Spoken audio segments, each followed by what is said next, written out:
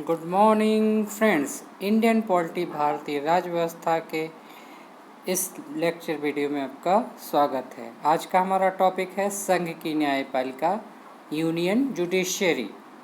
संघ की न्यायपालिका का संचालन सर्वोच्च न्यायालय, जिसे सुप्रीम कोर्ट कहते हैं, द्वारा होता है। याद रखिएगा, भारत में सुप्रीम कोर्ट की स्थापना आज़ादी के पहले सन 1774 में रेगुलेटिंग एक्ट 1773 के द्वारा हुई थी। लेकिन जब हमारा भारत आज़ाद हुआ तो आर्टिकल 124 के तहत भारत का एक सर्वोच्च न्यायालय होगा, ऐसा संविधान में व्यवस्था की गई। तो जो भारत का सर्वोच्च न्यायालय है, यानी सुप्रीम कोर्ट, जिसे हम हिंदी में उच्चतम न्यायालय कहते हैं, इसको हम गार्डियन ऑफ कॉन्स्टिट्यूशन या कस्टोडियन ऑफ द कॉन्स्टिट्यूशन कहते हैं। इसका मतलब यह हुआ कि जो हमारा सुप्रीम कोर्ट या उच्चतम न्यायालय है, वह हमारे संविधान के संरक्षक का कार्य करता है। क्योंकि जब कभी भी किसी ऐसे मामले में कोई मामला संज्ञान में आता है, जब संविधान की व्याख्या करना हो, तब उसकी व्याख्या करने का अधिकार भारत के सुप्रीम कोर्ट को ही है। आइए आर्टिकल 124(1) में देखते हैं। वर्ष 1950 में भारत के सर्वोच्च न्यायालय अर्थात सुप्रीम कोर्ट का गठन किया गया। सन 1950 में भारत के सुप्रीम कोर्ट में एक मुख्य न्यायाधीश तथा 7 अन्य न्यायाधीश थे। लेकिन वर्तमान में मुख्य न्यायाधीश समेत कुल जजों की संख्या 34 है। वर्तमान मुख्य न्यायाधीश शरद अरविंद बोबड़े हैं। ये भारत के 47वें मुख्य न्यायाधीश हैं। प्रथम मुख्य न्यायाधीश सुप्रीम कोर्ट के हीरालाल जेकानिया थे। आर्टिकल 124(2) के तहत सर्वोच्च न्यायालय के मुख्य न्यायाधीश तथा अन्य न्यायाधीशों की नियुक्ति भारत का राष्ट्रपति करता है। लेकिन अन्य न्यायाधीशों की नियुक्ति में भारत का राष्ट्रपति मुख्य न्यायाधीश से परामर्श लेता है। आर्टिकल 124(3) के अनुसार क्वालिफिकेशन ऑफ जजेस, यानी 124(3) में जो योग्यताएं हैं सुप्रीम कोर्ट में जज बनने के लिए, वो दी गई हैं। तो इसके लिए उसको भारत का नागरिक होना चाहिए, सिटीजन ऑफ इंडिया। उसकी उम्र 65 वर्ष से कम होनी चाहिए, एज लेस देन 65 ईयर्स।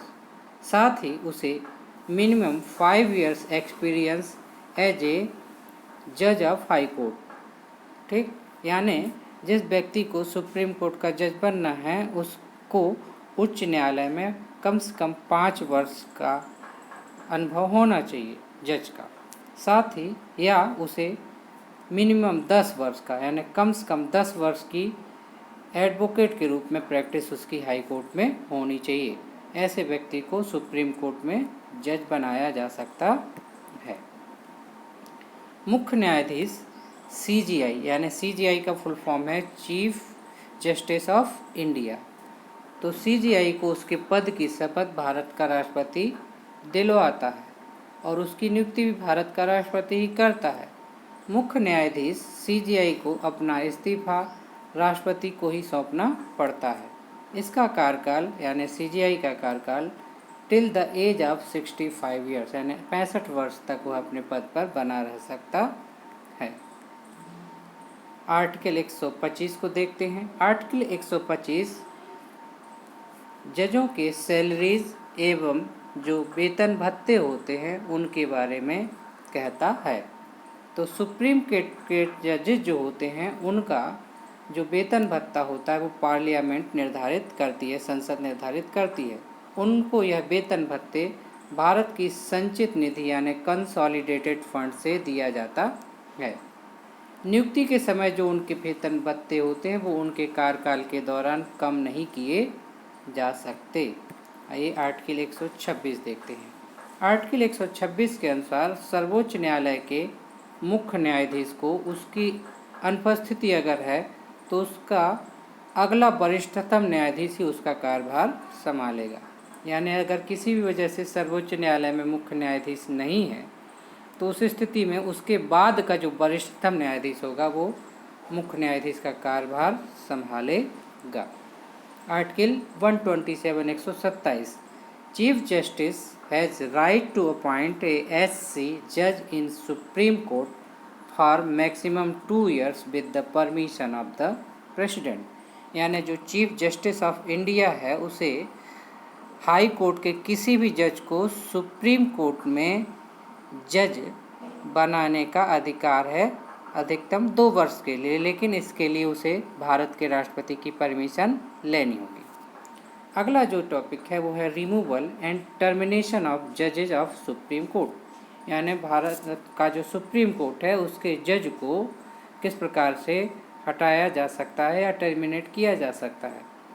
संविधान के खिलाफ जाकर यदि कोई सुप्रीम कोर्ट का जज का कार्य करता है या संविधान का उल्लंघन करता है तो उसे उसके पद से हटाया जा सकता है। इसके लिए जजेज इन्वेस्टिगेशन एक्ट 1968 का प्रयोग किया जाता है। इस पर लोकसभा में एक प्रस्ताव लाया जाता है जिस पर न्यूनतम 100 राज्यसभा के और लोकसभा के 100 न्यूनतम सदस्य और राज्यसभा के न्यूनतम 50 सदस्य हस्ताक्षर करके एक प्रस्ताव पारित करें और यह लोकसभा अध्यक्ष के पास या राज्यसभा के सभापति के पास भेजा जाएगा और स्वीकृत होने पर एक कमेटी का गठन किया जाता है। इस कमेटी में चीफ जस्टिस ऑफ इंडिया और अन्य कोई जज होता है सुप्रीम कोर्ट का, और अगर यह कमेटी जज को दोषी ठहरा देती है तो दोषी जज को निलंबित कर दिया जाता है। तब लोकसभा और राज्यसभा दोनों में इस प्रस्ताव को 2/3 अगर बहुमत मिल जाता है यानी 2/3 बहुमत मिल जाता है तो निलंबित जज को उसके पद से टर्मिनेट कर या हटा दिया जाता है। इसी प्रकार के प्रस्ताव को 1993 में जज रामास्वामी के खिलाफ लाया गया था, लेकिन यह प्रस्ताव पारित नहीं हो सका था। फ्रेंड्स, सुप्रीम कोर्ट में जजों की नियुक्ति के लिए एक कॉलेजियम का गठन किया जाता है। इस कॉलेजियम में भारत का मुख्य न्यायाधीश, चीफ जस्टिस ऑफ इंडिया और सुप्रीम कोर्ट के 4 सीनियर मोस्ट जजेज होते हैं।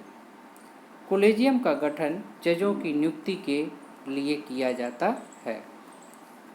एक पॉइंट बहुत ध्यान देने वाली बात है, अ रिटायर्ड जज of supreme court shall not practise as a advocate in any court of India.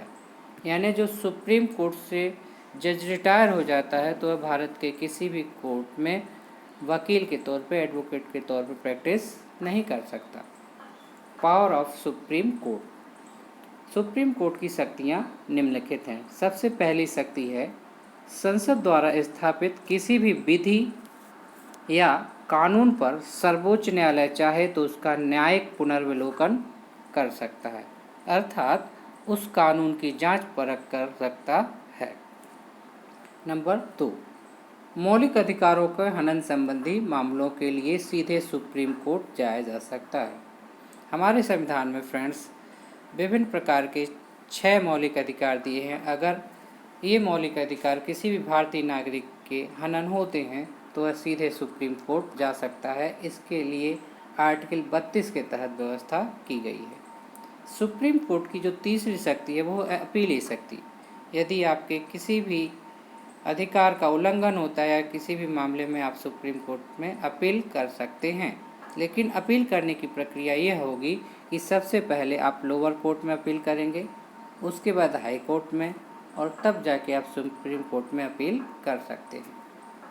Supreme court में जो अपीली अधिकार होते हैं वो निम्न मामलों में होते हैं। संवैधानिक मामलों में आर्टिकल 132 के तहत, दीवानी मामलों में 133 के तहत और फौजदारी मामलों में 134 के तहत। आर्टिकल 139(1) आर्टिकल 139(1) के तहत सुप्रीम कोर्ट उच्च न्यायालय में चल रहे किसी भी मामले को अपने अधीन ले सकता है। यानी सुप्रीम कोर्ट जो है वह उच्च न्यायालय के ऊपर प्रभावी होता है और भारत के किसी भी राज्य के उच्च न्यायालय में चल रहे मामले को अपने अधीन ले सकता है, उस पर विचार कर सकता है। आर्टिकल 139(2) आर्टिकल 139(2) के अनुसार सुप्रीम कोर्ट किसी भी मामले को एक उच्च न्यायालय से दूसरे उच्च न्यायालय में स्थानांतरित कर सकता है। आर्टिकल 139(3) के तहत सुप्रीम कोर्ट अधीनस्थ न्यायालयों के लिए यानी उच्च न्यायालयों के लिए नियम बना सकता है। आर्टिकल 139(4) के तहत सर्वोच्च न्यायालय चाहे तो अधीनस्थ न्यायालय के निर्णय को रद्द भी कर सकता है। आर्टिकल 143 सर्वोच्च न्यायालय की परामर्श शक्ति के बारे में बताता है। इसके अंतर्गत यदि भारत के राष्ट्रपति को किसी भी मामले या विधेयक पर सलाह की आवश्यकता होती है तो इसके लिए न्यूनतम 5 जजों की खंडपीठ का गठन करके भारत के राष्ट्रपति को सलाह दी जा सकती है, लेकिन भारत का राष्ट्रपति इसे मानने के लिए बाध्य नहीं है। आइए आर्टिकल 148 देखते हैं। आर्टिकल 148 के तहत there shall be a CAG, Bharat का एक जो है कैग होगा जिसे भारत का नियंत्रक एवं महालेखा परीक्षक कहते हैं। भारत का नियंत्रक एवं महालेखा परीक्षक जो होता है उसे इंग्लिश में comptroller and auditor general of India कहते हैं। भारत के जो कैग यानी भारत के नियंत्रक एवं महालेखा परीक्षक की नियुक्ति भारत का राष्ट्रपति करता है और भारत का राष्ट्रपति ही उसे पद और गोपनीयता की शपथ दिलाता है। कैग यदि अपना इस्तीफा कार्यकाल के पहले सौंपना चाहता है तो उसे भारत के राष्ट्रपति को ही सौंपना होगा। कैग का कार्यकाल 6 वर्ष या 65 वर्ष होता है, जो पहले हो जाए। इसका कार्य है, कैग जो है भारत सरकार की आय व्यय का लेखा जोखा रखता है, साथ ही सरकार के खातों को चेक करता है। कैग अपनी रिपोर्ट संसद या विधानसभा की विशेष कमेटी पब्लिक अकाउंट्स कमेटी को सौंपता है और समय समय पर सरकारों को इन रिपोर्ट को संसद या विधानसभा में रखना पड़ता है और उसके बारे में जानकारी देनी पड़ती है। प्रथम कैग थे वी नरहरि राव और वर्तमान कैग हैं गिरीश चंद्र मुर्मू। तो वीडियो अच्छा लगा हो तो प्लीज़ स्टडी नेशन को सब्सक्राइब करिए। Good bye.